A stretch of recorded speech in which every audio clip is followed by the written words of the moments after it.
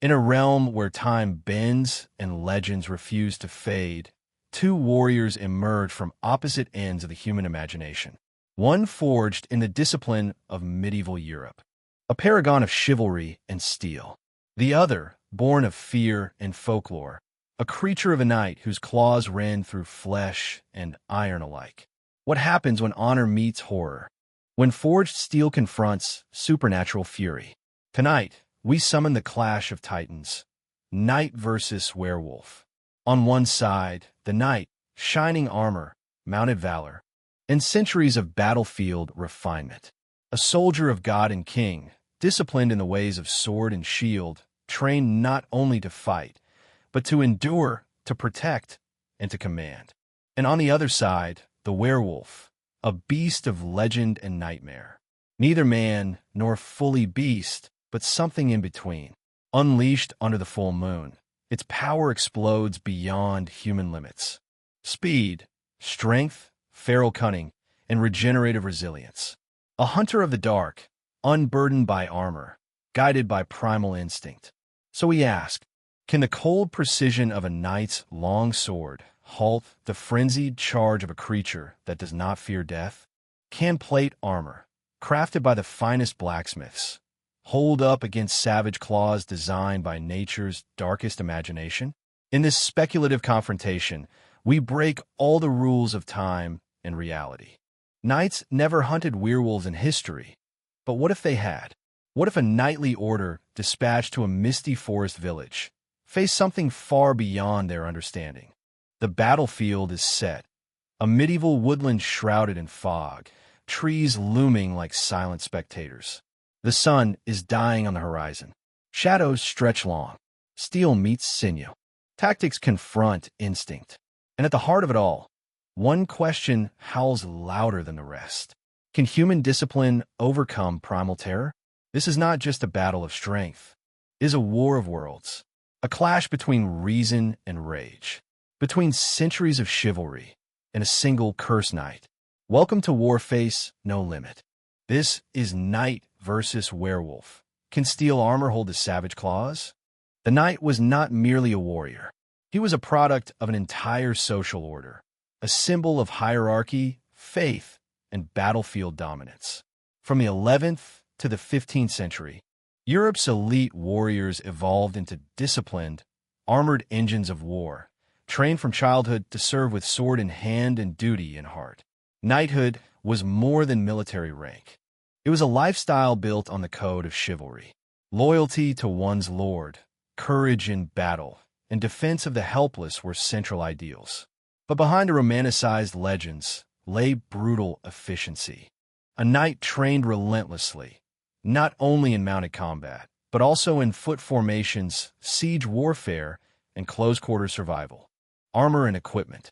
The pinnacle of the knight's defense was his armor. By the 15th century, the full-plate harness had reached its most advanced form. Crafted from tempered steel, it could weigh up to 25 to 30 kilograms. But contrary to popular myth, it did not cripple mobility. A well-trained knight could run, roll, climb, and fight effectively in full plate. Articulated joints and balanced weight distribution allowed for surprising agility. The breastplate could deflect sword strikes, arrows, and even blunt force trauma from axes and maces. Gauntlets protected the hands without compromising dexterity.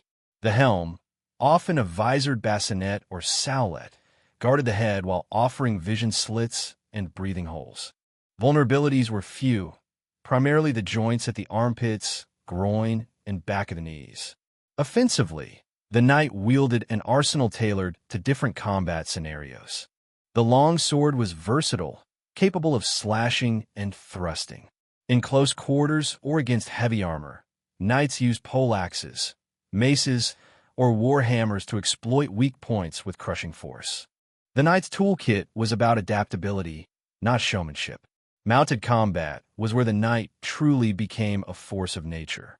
On a trained war horse, often armored itself, a knight could charge at full speed, lance lowered, transforming into a living projectile. Cavalry charges could break infantry lines and turn the tide of battle in seconds. Tactics and mindset. Knights fought as part of larger military structures. Contrary to the lone duelist image, they operated within tactical formations, obeyed chain of command, and coordinated with archers, spearmen, and engineers. In a battlefield context, they were the elite spear point of medieval military doctrine. Crucially, knights were thinkers as well as fighters. They assessed terrain, read formations, and knew when to engage or withdraw. Their training emphasized control of weapon, of movement, and of fear. In psychological terms, this may be the knight's most potent advantage in our hypothetical matchup. Discipline. Calm under pressure. The ability to focus despite chaos. Advantages in the clash. Now, envision the knight in our imagined fog-shrouded forest. He does not panic at distant howls. He secures a perimeter, positions his back to a defensible feature, perhaps a ruined chapel or a crumbled wall, and watches the trailing. He fights with reason. If the werewolf lunges, the knight may sidestep and counter with a thrust to the torso. If that fails, he switches tactics, aiming low to unbalance the beast or hide a damaged sensory organs. He is trained to fight human foes, yes, but he is also conditioned to adapt. A knight's mission was survival through method. In a world of uncertainty, he was trained to bring control. But of course, every strength conceals a weakness. Knights are human. They bleed. They fatigue. And if their opponent does not play by the rules of man, their strategies may unravel. Yet still, against a nightmare that tears through lesser men, the knight stands, sword ready, shield high, eyes sharp beneath the visor. Not because he believes he cannot fall, but because he believes he must not. Where the knight is forged by structure, duty, and iron, the werewolf emerges from the shadowy edge of human fear. It is a creature whispered about in taverns, blamed for missing livestock and mutilated corpses. But what if those whispers are more than stories? What if the myths carried a core of truth? In folklore across Europe, from the Black Forest of Germany to the misty highlands of Scotland, the werewolf has endured as a terrifying constant. Not merely a man who turns into a wolf, but a hybrid abomination, taller, stronger, faster than either species. A predator that walks upright, with the instincts of a beast and the cunning of a cursed soul. Biology of a beast. To understand the werewolf as a battlefield entity, we must ask, what makes it so deadly? First, its physiology defies human limitations. Standing over 7 feet tall in transformed state, the werewolf's muscle mass is doubled, perhaps tripled, beyond what a human frame can support. Tendons and bones are thickened and reinforced, giving it explosive power. A single swipe could tear through flesh or dent a steel shield. Its claws are not simply long fingernails. They are curved, keratinized weapons designed for gripping, rending, and climbing. Its jaws are wide, with crushing force equivalent to the largest predators. If the knight wears steel as armor, the werewolf wears muscle and fang as living weaponry. Then there's its speed. The werewolf does not fight with form. It attacks with instinct. Sprinting through forest undergrowth, leaping across ravines, scaling walls. Its senses are heightened. Smell, hearing, night vision. Darkness is not a disadvantage. It is home. Most dangerously, the werewolf is not easy to kill. In most legends, it possesses rapid regeneration. Wounds that would fell a man heal within seconds. Arrows are pulled out and spat onto the ground. Slashes close as they bleed. Only silver or blessed weaponry can permanently halt its recovery. Mindset and combat style. Unlike a zombie or mindless beast, the werewolf retains a trace of human intelligence. It may remember tactics from its human life. It may know how men move, how they defend, how they hesitate, but is not bound by logic. It is ruled by instinct. It stalks its prey like a wolf, circling, isolating, waiting for weakness. Yet when it strikes, it does so with berserker fury. Teeth gnash, claws shred. It overwhelms rather than outmaneuvers. In a direct assault, the werewolf uses brute power. Against formations, it might ambush from above. In forests, it uses the trees to vanish, reappear, confuse. It does not fear pain, and it does not tire quickly. Psychologically, the werewolf is a terror weapon. Its roar breaks morale. Its silhouette under moonlight is enough to shatter discipline. It turns calculated fighters into panicked prey. Mystery and myth. Unlike the night, the werewolf cannot be completely mapped. Its origins are contradictory. Some say it is born from a curse bite. Others from ancient rituals, divine punishment, or demonic influence. In this battle, we must assume a physical reality, but retain that aura of the unknown. Can a knight predict a creature that defies nature? How do you parry something that does not think like a man? This is the werewolf's greatest edge: unpredictability. Advantages in the clash. Imagine it now, hunting through the misted forest, low to the ground, then rising to its full monstrous height. The knight is armored, torch in hand, shield raised. But the werewolf is already behind him or above. It strikes not once, but in waves. Feint, flank, vanish. Repeat. It does not worry about tactics or codes. It fights to kill. If the knight lands a blow, it howls in pain, but it adapts. Learns. Strikes again from a new angle. And should the battle stretch past one engagement, the knight's fatigue may spell his doom. The werewolf regenerates. It grows stronger with bloodlust. It does not need a second wind. It is the windstorm itself. But here lies its flaw. It is ruled by impulse. No commander. No unit cohesion. No plan beyond the hunt. Against clever traps, strategic ambushes, or environmental hazards, it may fall victim to its own aggression. The knight is patient. The werewolf is wild. One seeks control. The other is chaos. And chaos, as powerful as it is, can be baited, provoked, and turned against itself, if the knight survives long enough to see the moment. Dusk settles on a forgotten corner of medieval Europe. The sun bleeds across the horizon, casting long shadows between twisted trees. Mist rises from the forest floor like breath from an unseen mouth. The air is damp, still, charged with the quiet before something terrible. A knight rides slowly through the underbrush. His armor clinks with each movement, a familiar sound. But tonight it echoes too loud. His warhorse, trained for sieges and cavalry charges, shifts nervously. It senses something unnatural. He arrives at the ruins of an abandoned village, stone walls half swallowed by roots, doors creaking on their hinges. The village was silent long before he came. No smoke from chimneys. No birds in the trees. Only claw marks on wood and blood crusted on stone. He dismounts, draws his sword, shields his torch from the wind. Every movement is calculated, but not slow. He is alone, and somewhere, something watches. The terrain, the battlefield, is both ally and enemy. The crumbling village offers choke points and walls for cover, but the surrounding forest is a maze of concealment. Visibility is limited to a few paces. Fog turns every shape into a threat. A fallen branch might be a claw, a gust of wind, a growl. The knight uses his training. He positions himself with his back to a stone wall, reducing the number of directions from which he can be attacked. He listens, watches, waits. The werewolf does not wait.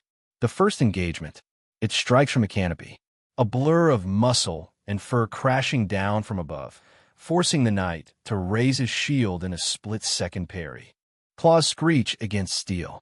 The knight is knocked off balance, but not off his feet. He recovers instantly, spinning with a diagonal slash. Sparks fly. A snarl follows. The beast retreats into the dark. Blood drips, but from whom? The knight breathes steadily. His sword is wet. Not deeply, but it landed. The werewolf circles.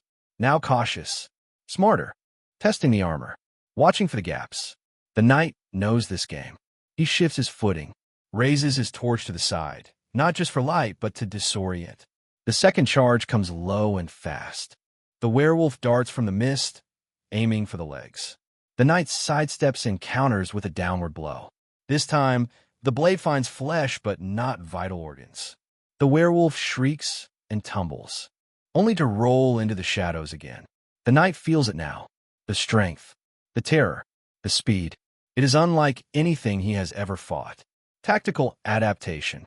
The knight begins to adapt. He uses debris to his advantage, shoving over carts, blocking narrow paths, setting up obstacles. He lays caltrops across the open courtyard.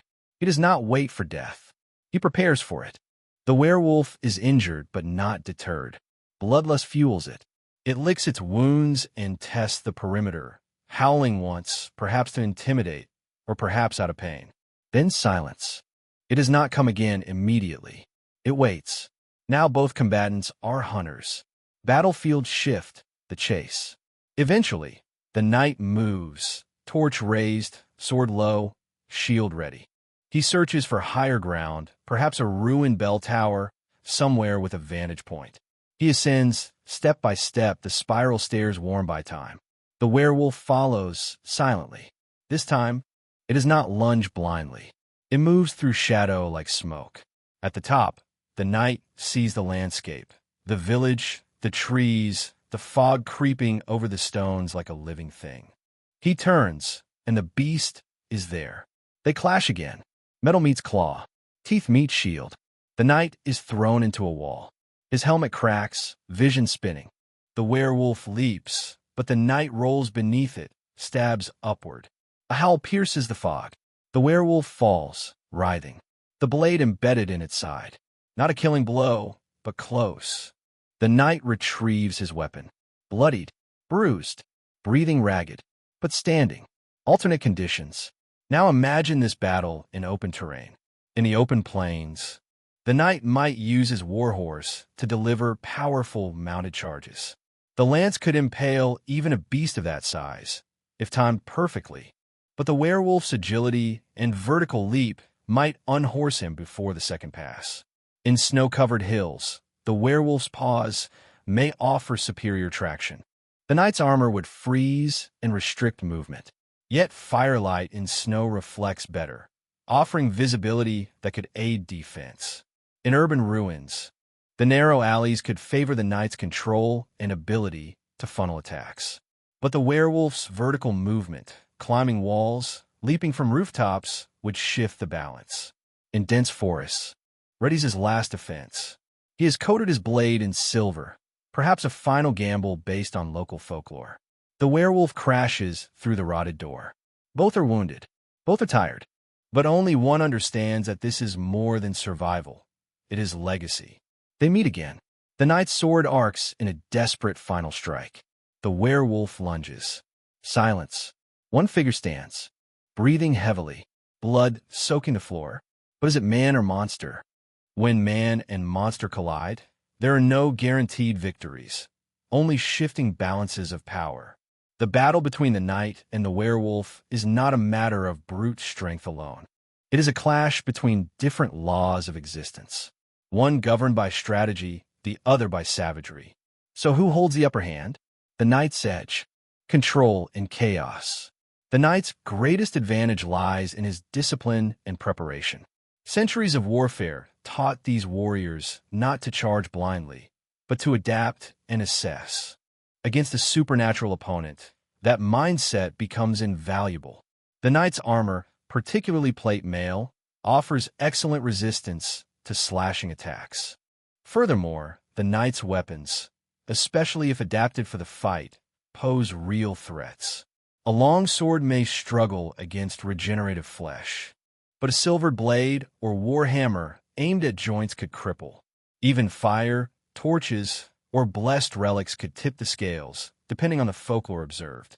On neutral or fortified terrain, such as stone ruins, castles, or tight choke points, the knight can manipulate the battlefield, forcing the werewolf into predictable angles of attack.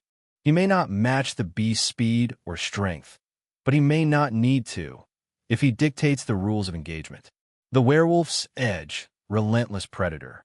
Yet despite these advantages, especially in forested or low-light environments, gives it nearly unmatched ambush potential. Even with full armor, a knight can be disoriented, overpowered, and disarmed in seconds if caught unaware. And while the knight fights for duty or survival, the werewolf fights from instinct. There is no hesitation, no mercy, only hunger. In environments where visibility is low and maneuverability is key, dense woods, mountain passes, or night raids, the werewolf may dominate. Against a single knight with limited resources, it becomes a waiting game. The knight grows tired. The beast does not. Variables that shift the battle. The outcome depends heavily on context. If the knight is prepared, armed with silver or fire, and fights on ground of his choosing, his odds improve drastically. If the werewolf surprises him, especially in unfamiliar or chaotic terrain, it can overwhelm even the most seasoned warrior. If the battle stretches over time, the knight's stamina and humanity may falter. The werewolf's ferocity will not. And there is a wild card, psychology. The werewolf inspires terror. Fear clouds judgment. A knight's composure may crack in the face of something that should not exist. But if the knight holds his nerve, if he does not flinch, then man might triumph, not by being stronger, but by refusing to break. No absolute victor. So who wins? In one reality, the knight lures the beast into a trap, delivers a silver thrust, and walks away bloodied but alive. In another, the werewolf tears through steel and sinew, leaving only ruin behind. The answer is not a matter of strength alone, but of situation, preparation, and resolve. Because in this war between forged steel and feral instinct, victory belongs not to the strongest, but to the one who makes fewer mistakes. The clash between knight and werewolf lingers not only in the mind, but in the imagination. One forged in fire and faith, the other shaped by shadow and curse. And between them, an eternal question. What truly defines power? Is it the resilience of steel, tempered by training, sharpened through generations of war? Or is it raw instinct, unchained fury, and the primal force that once ruled the forests before men dared build walls? There is no single answer. The victor may change depending on the time of day, the land beneath their feet, or even the weather in the air. That is what makes this battle eternal. But what if the conditions changed? What if the knight had brought a unit of squires? Could a coordinated formation repel the beast? What if the werewolf struck during a thunderstorm? Would the confusion of sound and light shift the balance? What if the knight's armor was pierced, but he carried a hidden dagger, blessed and silvered? Or what if the werewolf was once a knight himself, fighting his own former brothers in arms? These are the questions that keep the war alive in our minds, not because they're easily answered, but because they refuse to be. And so we turn to you. What do you think? In your mind, who would walk away from this shadowy battlefield?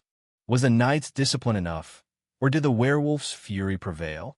Would you trust in steel and strategy, or claws and chaos? Let us know your verdict in the comments below.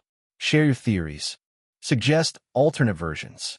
And if you enjoyed this cinematic exploration of legend versus legacy, there's more to come. Could a Roman legion withstand a zombie horde? Might a samurai outwit an alien war beast? Or what happens when a Spartan phalanx faces a fire-breathing dragon? The war never ends, and neither does the imagination. Subscribe to Warface No Limit to witness more battles beyond time, myth, and reason. Because here, every clash tells a story, and every warrior still has one last fight left in them.